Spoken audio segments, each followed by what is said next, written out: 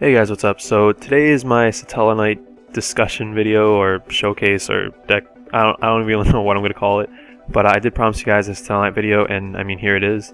Satellaknights are a new archetype that's coming out in Duelist Advent, and I know it's coming out in the OCG like sometime during the summer, like June or July, but I don't really know when it's coming out in the TCG, so we might have a while to wait for these guys, but I'm really excited for this deck, and yeah, I've been having a blast playing them. The archetype right now consists of, what, 6 cards? Yeah, you have 5 cards in the extra deck, 3 of them being monsters, 1 being a spell, 1 being a trap. Those would be Altair, Deneb, and Vega are the monsters. Satellaknight Bridge and Sacred Constellation Factor are the spell and trap respectively, and then you have the XYZ monster, Satellaknight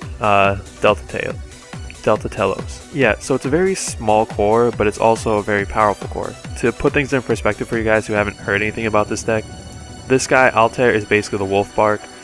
Deneb is basically the Stratos. Vega is basically what's its name? Constellar Polox? Is that the one that special summons from the hand? But yeah, Vega is basically whatever Constellar does that. Bridge is basically Circle of the Fire Kings. Constellation Factor is basically Infernity Barrier, and this guy is just his own badass card. I don't really think there's anything I can compare him to, but I'll talk about each card in a sec. So, like, I know, like, when I first heard that, like, okay, so they have their own Wolf Bark, they have their own Stratos, they have their own Barrier, they have their own Circle of the Fire Kings, they have their own really good XYZ monster. I thought this deck would be too good, but then you kind of realize that there are restrictions on it, which kind of balances the deck out, but it still manages to plus, like, out the butt, and it's really, really good. So I kind of already explained what these cards do. I mean, it wasn't, like, the best explanation, but if you guys know what Wolf Bark does, you know what Stratos does, you know what Circle does, so I don't really feel like I need to explain the cards individually. The one thing that I do need to stress that makes this deck so good is that the monsters get their effects when they're summoned. Not when they're normal summoned, not just when they're normal summoned, not when they're like normal or special summon, whatever, it's when they're summoned. So you normal summon it, you special summon it, you flip summon it for some reason, you get its effect off. And that is just amazing. Let's say this is your setup. It's your opponent's turn, you have nothing on the field, they go into their end phase because maybe they wiped your field this turn, maybe they did something, I don't know, but let's say they end their turn, you have a Call the Haunted set, you have a Deneb, Vega, and Grave, and you have an Altair in hand.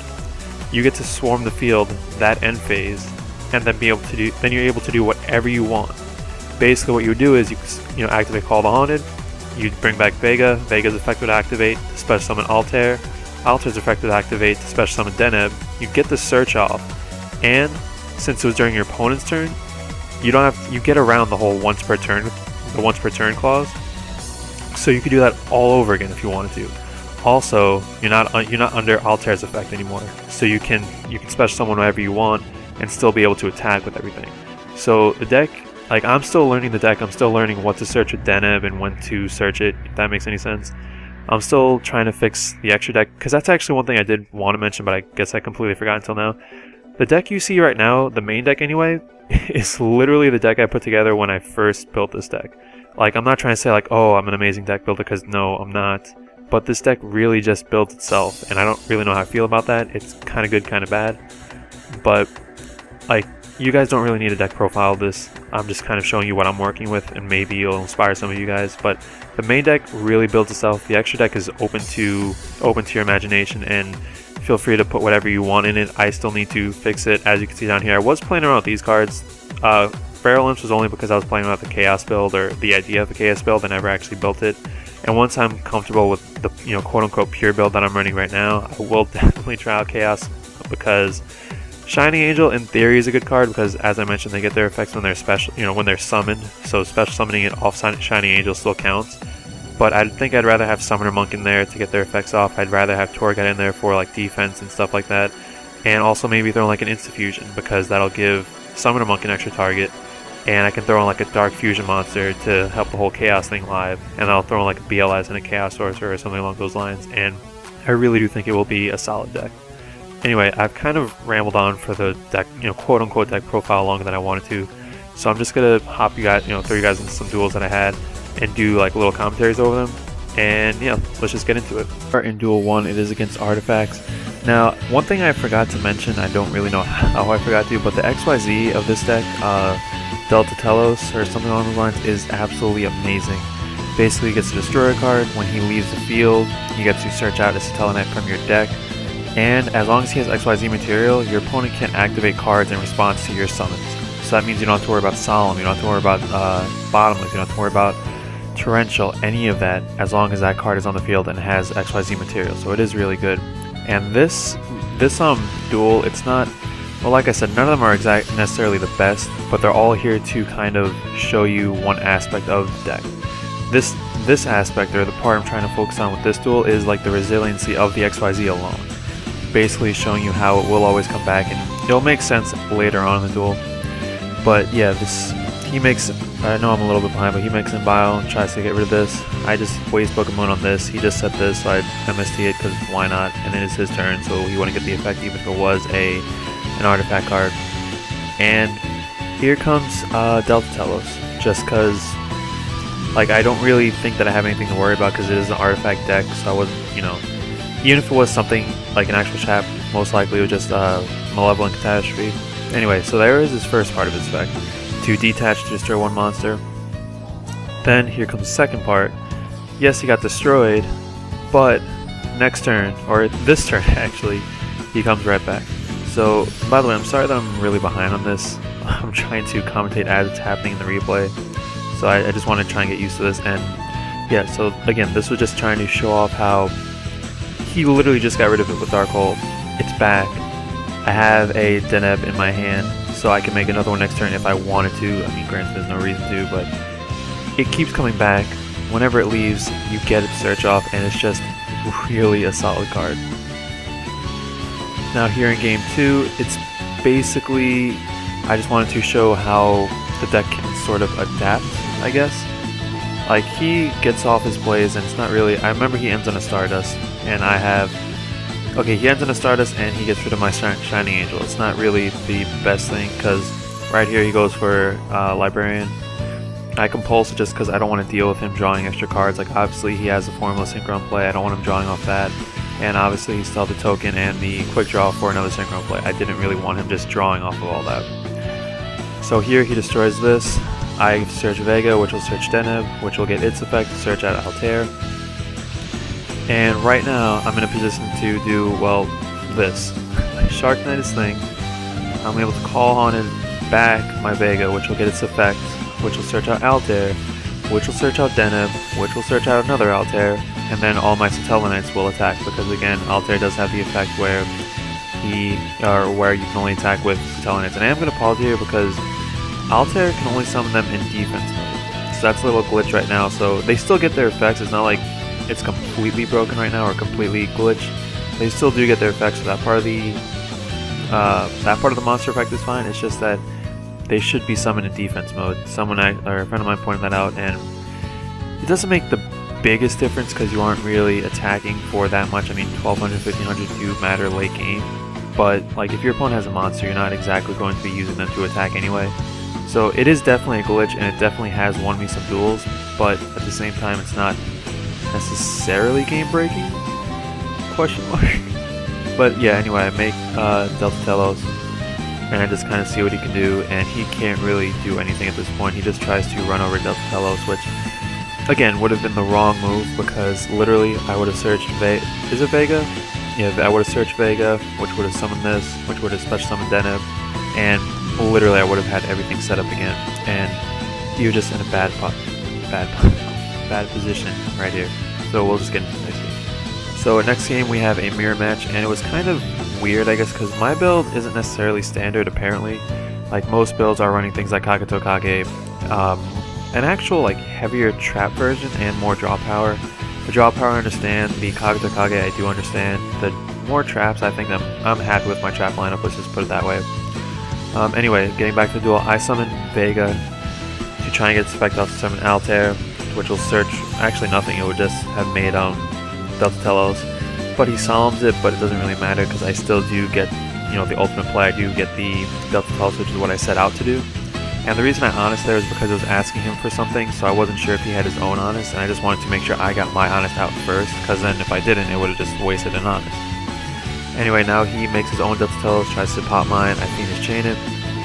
I was kind of worried about the Constellation Factor, because Constellation Factor and Delta Telos is a really deadly combo, as you kind of will see in a bit. But yeah, I used Delta Telos to destroy that. I tried to bottomlesses just to get rid of it, obviously we'll still get a search. But he uses Bridge, but I use Constellation Factor to negate it. And now since Delta Telos was sent to the graveyard, he still gets his effect. So even though he was sent to the graveyard by my card, which, you know, this card is good enough on its own. Like, some people apparently don't run it, I don't agree with that at all. But since it was sent to the graveyard, it still gets its effect off, which will search Altair, and Altair can summon any Satellaknight monster back from the grave. So I just grabbed Delta Telos, because that's enough to put game on board. Just go crazy, and yeah, good game. Now for the final duel, we are playing against the Dolces, and he's still playing a TG variant. I don't know how I feel about that per se, but he is playing Angeli as he shows later on. But one thing the reason I saved this is because he never really gets his plays off. I mean, I actually wasn't really paying attention during this duel because I didn't really see like, oh, he keeps just putting the Hoot Cakes back. But, I mean, granted, look at this, and so any effect he tries to get off, it's not going to get off. Well, when I decide not to let it get off. So, Angeli, that's fine. Or is it fine? I don't really remember what I do, to be completely honest. Okay, so Angeli's fine. He tries to activate Hoot Cake. I say no to that. Hoot Cake gets into the graveyard, but then he just adds it to his hand, which is, like, obviously now looking back at it, it's kind of obvious, but I just didn't really pay attention, I guess. And I don't really know why he made Leviair there, because Angeli is a once per turn thing. Maybe he kind of realized that, you know, after the fact, or while he was trying to summon it.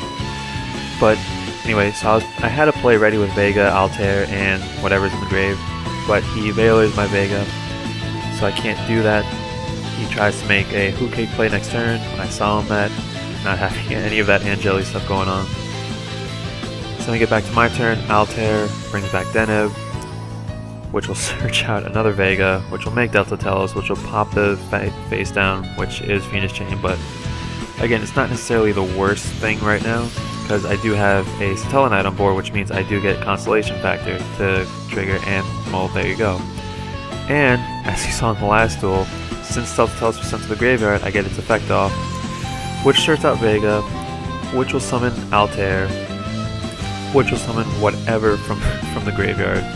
And he can't really do much right now. He does have the Dark Hole and Solemn in hand, but the thing is, it doesn't really, like, it's not that it doesn't matter, but it's just that, like, he Solemns this because, like, that's what you're supposed to Solemn, but it doesn't matter because I have that set, so everything just gets started again, and everyone just attacks, and that's game. Like,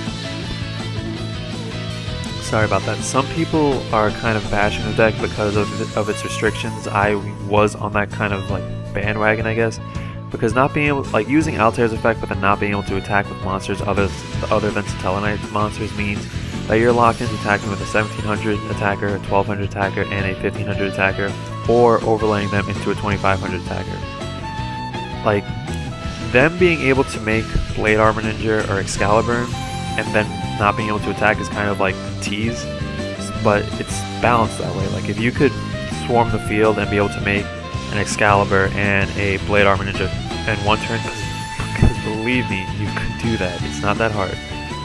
That would kind of be ridiculous. So, I mean, I understand the whole balancing thing, and I don't really think it, like, hinders, well, obviously it hinders the deck, but I don't think it makes it as bad as some people are saying. Like, some people are saying that right now it's just a rank 4 engine that gets outclassed by others because the others don't have restrictions.